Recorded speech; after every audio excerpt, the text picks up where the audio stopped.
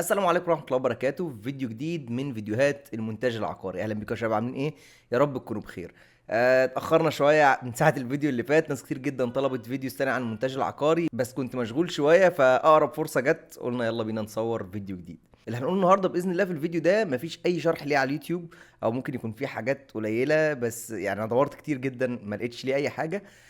وهيفيدكم جدا جدا جدا، وهو ان ازاي نخلي تصوير الدرون بتاعنا بالشكل ده زي 3D، واحنا اللي نقدر نحركه جوه افتر افكت ونضيف عليه عناصر ونثبتها بالشكل ده، واحنا اللي نبدأ بعد كده نحرك الكاميرا ونضيف تحريك براحتنا ونحط يمين وشمال ونلف الكاميرا ونعمل كل اللي احنا عايزينه. تمام. طيب، ندخل في الموضوع على طول. ازاي هنعمل ده؟ اولا اول حاجة خالص هسيب لك في الديسكريبشن تحت لينك لموقع لوما اي اي. عشان توصل للبورد دي، اوكي، محتاج انك تدخل من اللينك اللي تحت، ما فيهوش افليت او حاجه، بس عشان انا نفسي دورت كتير دايما هتلاقيه بيجيب لك صفحه لوما اي اي العاديه بتاعت الدريم ماشين. ولكن الصفحه دي شويه انا مش عارف ليه ما لقيتهاش على طول، فقلت حاول انك تخش من اللينك تحت هتلاقيها على طول اسرع باذن الله. تمام جدا. اول حاجه لازم طبعا المصور يكون مصور لك لقطه درون 360. يعني ايه 360؟ دي مش خاصيه في الكاميرا، عشان ناس كتير ومصورين كتير مثلا بتكلمني اعمل لها مونتاج، بتيجي تقول لي، انا اقول لهم عايزين نتصور 360، فيفتكروا هو 360 زي الصوره ال 360. لا، 360 يعني يلف بس بالكاميرا حوالين المبنى. تمام. محتاج ان هو بزاويه مثلا زي اللي انتوا شايفينها دي كده، يبدا ان هو يلف حوالين الكاميرا عشان كمان يبقى مبين الحاجات اللي حوالين المبنى من بعيد. اوكي، دي اول خطوه خالص، دي عند المصور مش عندك، بس عشان توضحها للمصور اللي هيصور الماتيريال ويبعتها لك.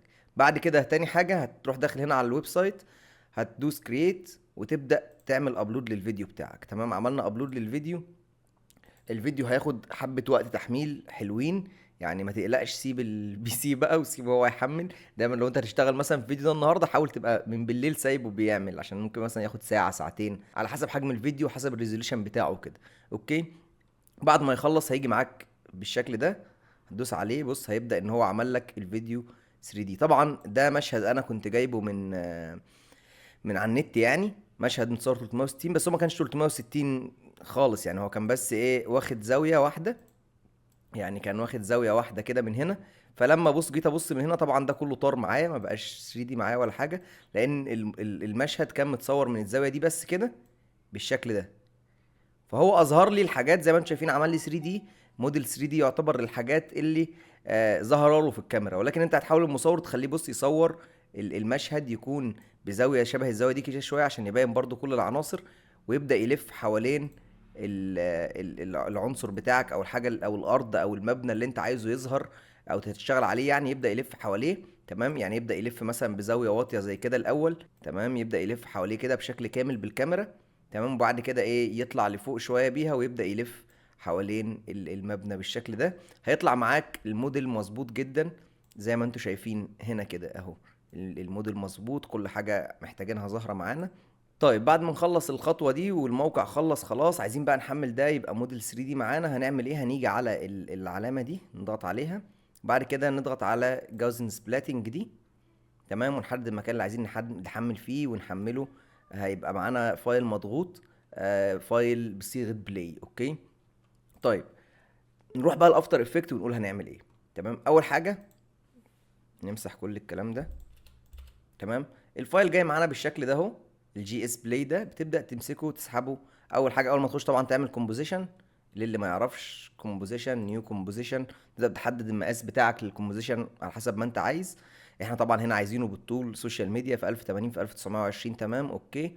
وبعد كده هتروح تجيب الفايل بتاعك اللي انت نزلته من الويب سايت، تبدأ ترميه هنا كده. بعد كده تكليك يمين نيو وتقول له سوليد، مش فارقه اللون، خليها باي لون. بعد كده بقى في بلوجن هنضيفها على السوليد دي برضه هحط لك اللينك بتاعها في الديسكريبشن، هتنزلها وتعمل لها داونلود. وبعد كده تيجي هنا في الافكت اند بريسيتس، هتكتب اهي اسمها جازن سبلاتنج، هنشدها ونرميها على السوليد بتاعنا. طيب، بعد ما رميناها على السوليد، هتيجي هنا في الافكت كنترول، تلاقيها ظاهره معاك بالشكل ده. تفتح موديل 1 مثلا، تيجي على نون وتختار جازن سبلاتنج اهي، اللي هو الفايل بتاعنا ايا يكن اسمه يعني. تبدا تختاره فهيبدا يظهر معاك بالشكل ده. طيب، عايزين بقى نبدا نتحرك فيه ونشتغل. اول حاجه هندوس كليك يمين نيو كاميرا. اوكي، عشان نتحرك بيها. تمام، لو جينا هنا اهو التلات حاجات دول بنتحرك بيهم في الكاميرا. يعني دي بنقدر ان احنا نلف 360 درجة في الكاميرا، دي بنتحرك كده جوه الكاميرا، دي بنبعد بيها من الكاميرا. اوكي، بس طبعا لازم نبقى ضايفين كاميرا اصلا. تمام، زي ما انتم شايفين اهو، نقدر نبعد ونقرب ونلف ونعمل كل اللي احنا عايزينه. اوكي اهو بالشكل ده. طبعا احنا هنا العنصر الاساسي اللي عندنا اللي هنشتغل عليه هو قطعة الارض دي. تمام، فعشان كده هتلاقي التركيز عليها اكتر حاجة، وهي اكتر كواليتي ظاهرة معانا يعني. تمام، طيب عايزين بقى نعمل شيب يكون ثابت معانا هنا قبل ما نبدأ تحريكه، قبل اي حاجة، علشان نقدر نحدد بيه الارض ونحدد الخلفية، ولو عايزين نعمل اي حاجة تانية نستخدمه هو فيها. طيب هنعمل ده ازاي؟ اول حاجة هنيجي نبدأ نظبط قطعة الارض بتاعتنا دي في النص، مشهد كده بالظبط.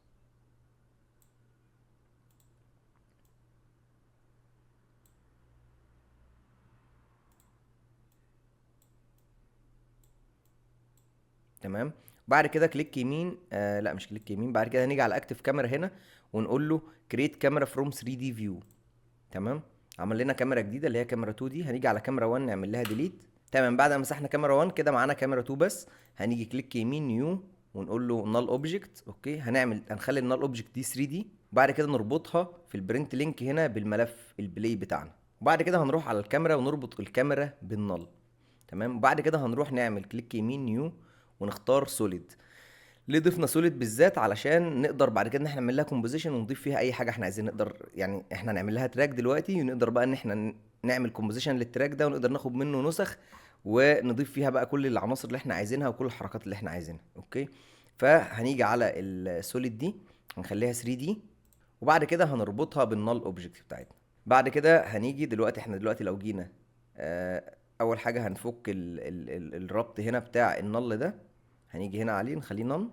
تمام، دلوقتي بقى احنا لو جبنا الكاميرا اهو وبدأنا نتحرك، بص هتلاقي العنصر بتاعنا ثابت. طبعا هو دلوقتي بس عشان جاي افقي كده، احنا عايزين ننيمه على الارض. فهنيجي على السوليد اهو ونيجي على الروتيشن اكس ونخليها 90. كده بقى نايم معانا بالشكل اللي انتوا شايفينه ده اهو. تمام، تعالوا نبعد نتحرك زي ما انتم شايفين، متراك ولازق في المشهد بتاعنا. بس في حاجة بسيطة محتاجين ان احنا نبقى ننزل كده ونبص عليه من تحت هنا، نشوف هو لازق في الارض ولا طالع لفوق. يعني زي ما انتم شايفين هو طالع لفوق اكتر، فهنروح نقف عليه، نمسك الزاوية دي كده ونبدأ ان احنا ننزله بحيث ان هو يكون لازق في الارض. ماشي، تعالوا بقى نتحرك دلوقتي. تمام، زي ما انتم شايفين خلاص بقى معانا زي الفل، مظبوط جدا. تمام، ممكن انا حاسس ان هو نازل لتحت اكتر شوية، ممكن ارفعه سنة لفوق.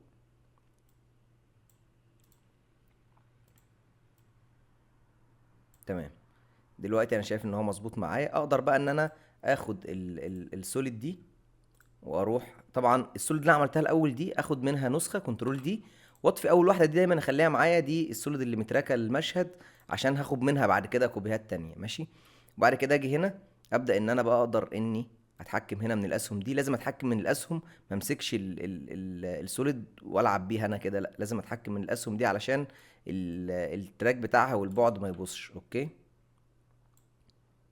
بالشكل ده. ممكن اقلل الاوبستي دلوقتي. تمام، وبعد كده اقرب مثلا، ونفترض هشتغل على قطعة الارض دي، فاروح احددها. هو انا مش دي قطعة الارض اللي هشتغل عليها، لا ثانية، قشطة، عشان اكون بحضر المشروع على الاقل. هي دي قطعة الارض اللي جنبها. تمام، فممكن ناخد ده كده، نبدأ نحدد مثلا الجزء اللي هنشتغل عليه. هنجيب البين تول، تقدر انك تيجي تحدد كده بالشكل ده.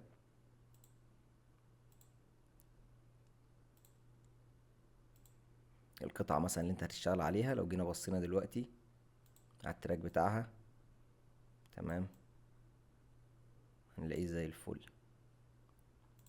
كده في النص اكتر.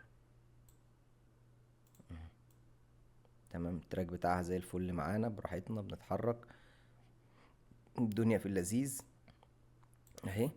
تمام، طيب عايزين بقى نخلي باقي الارض، يعني نخلي التحديد بتاعتنا دي هي بس اللي بلون الارض، وباقي المشهد كله ما يكونش متحدد معانا بالشكل ده، يكون مثلا ازرق مثلا زي الستايل الترند. طب هنعمل ده ازاي؟ بص يا باشا، اول حاجه هنروح ناخد، شايف البلاك سوليد اللي احنا ضفنا عليها الجاوسن سبلاتنج دي؟ هناخد منها كنترول دي، اوكي، ونيجي نطلع فوق هنا فوق السوليد اللي احنا قصيناها دي، ونيجي هنا نعمل تراك ميت للسوليد دي. اوكي، دلوقتي انا لو طفيت السوليد اللي تحت هتلاقي ان هو حدد لك القطعه دي. تمام. وهنيجي بقى على البلاك سوليد اللي تحت دي ونروح نضيف عليها تنت. نيجي هنكتب تنت، هنضيف عليها تنت. اوكي، هنيجي في التنت في اللون الابيض ده ونبدا ان احنا نضيف اللون اللي احنا عايزينه، مثلا اهو بالشكل ده. نضيف اللون الدرجه اللي احنا عايزينها براحتنا. هتبدا تاخد معانا المشهد كله ما عدا الارض اللي احنا حددناها، خلاص بقت متحدده معانا، هي الوحيده اللي باللون، او المبنى او ايا يكن اللي انت هتحدده. طيب عايزين نعمل ستروك، ستروك يكون محدد الارض معانا. طب هنعمل ده ازاي؟ اولا بس انا عايز اظبط الشيب دي شويه كده، ماشي. اوكي، هناخد نسخه تاني من الشيب اللي احنا قصيناها دي ونطلعها فوق، ماشي. هي طبعا لما اتربط بيها التراك ميت بتاع البلاك سوليد دي طفت، يعني اتطفت، فاحنا هنشغلها كده تاني. وبعد كده هنيجي هنا ونكتب ستروك، اوكي، فهيضيف معانا الستروك بالشكل ده. نقدر نعلي النسبة بتاعته براحتنا اهو، بالشكل ده عشان يبدأ يعمل معانا ستروك تحديد. طيب مش عايزين الاسود ده بقى، عايزين ان هو الستروك بس اللي يكون ظاهر. هنيجي هنا ونختار اون ترانسبيرنت، فكده هيظهر معانا الستروك من غير ما يكون، ويكون سايب الارض بنفس لونها الطبيعي يعني. تمام، اوكي. طيب عايزين نعمل انيميشن للستروك ده، ان اول مشهد ما يبدا يترسم مثلا. انا هحاول اقول لكم حاجات اللي تيجي في دماغي النهارده شويه. هنيجي هنا تمام في نفتح الشيب بتاعنا اللي فيه الستروك، نيجي على الافكتس نفتح الستروك، اوكي، ونعمل على الاند هنا كي فريم نقدمه شويه، ونيجي في الاول هنا ونبدا ان احنا نخلي الاند زيرو. تمام، حدد الكي فريمين F9، ندخل هنا نعمل لهم جراف بالشكل ده. تمام، هتبدا ان انت اول المشهد ما يبدا معاك الستروك بترسم بالشكل ده. طبعا عايزين نعلي الاوبستي بتاعته، احنا كنا موطينه واحنا بنقص، فكده اهو المشهد بدأ يرسم الستروك بتاعك. طيب عايزين بقى كمان نعمل حركة كاميرا. طيب ازاي هنبدأ بقى نحرك الكاميرا بتاعتنا؟ طيب الموضوع بسيط جدا، كل اللي عليك كمان هتيجي مثلا، احنا في الاول هنا عايزين الكاميرا تكون قريبة مثلا على الارض، فانا مثلا عايزها تكون من الزاوية دي، تمام، وتكون قريبة بالشكل ده، مثلا عايزها تكون هنا كده بالظبط، تمام، وعايزها كمان شوية تبعد. فانا هعمل ايه؟ هاجي اهو ظبطت الزاوية بتاعتي الاولى، هاجي على الكاميرا، افتح الكاميرا، افتح الترانسفورم عشان انا بحرك من هنا، فنحدد كل الحاجات اللي هنلاقيها جوه، البوزيشن والسكيل والروتيشن وكل حاجة، ونعمل لها كي فريم ونقدم شوية مدة الانيميشن بتاعنا. احنا مثلا عايزينه انه هنا كده يبقى طلع لفوق، فهنيجي هنا ونبدأ ان احنا نبعد الكاميرا بتاعتنا، نظبط بقى البوزيشن التاني اللي احنا عايزينه، مثلا اهو ان هي تكون بتبعد وتكون مثلا بتعمل روتيشن بالشكل ده. تمام كده زي ما انتم شايفين اهي بدأت تتحرك معانا. طيب عايزين بقى كمان ننعم الانيميشن ده، فهنحدد على الكي فريمز F9، ندخل هنا على الجراف، صغر كده، حدد الجراف يا مان وسرعه في الاول. تعالوا نبص كده، الكاميرا بترجع معانا وبتعمل الانيميشن والستروك بيتحرك والدنيا في اللذيذ منه خالص. جميل، جميل جدا. طيب عايزين بقى نعمل حاجة تانية، يعني اي حاجة، عايزين نعمل خط، عايزين نحدد مكان تاني، عايزين اي حاجة. الموضوع بقى بسيط جدا، مش زي مثلا الفيديو اللي فات ان احنا نقعد نتراك والكلام ده، لا خلاص. انت كل القصة انت معاك هنا سوليد اللي انا قلت لك فيها الاول لو تفتكرها. اي حاجة عايز تعمل فيها اي حاجة، مثلا نفترض عايز تحدد على الدايرة دي، كل اللي عليك انك تفتح السوليد دي، تاخد منها نسخة، سيب بس النسخة الاصلية تفتحها كده، وتاخد السوليد دي تبدأ تحركها كده لحد الدايرة دي. طبعا قلنا بنتحرك من الاسهم، مثلا قلل الاوبستي، اوكي. وكل اللي عليك ان انت تيجي هنا تبدأ مثلا ترسم دايرة على الدايرة دي، مثلا بالشكل ده.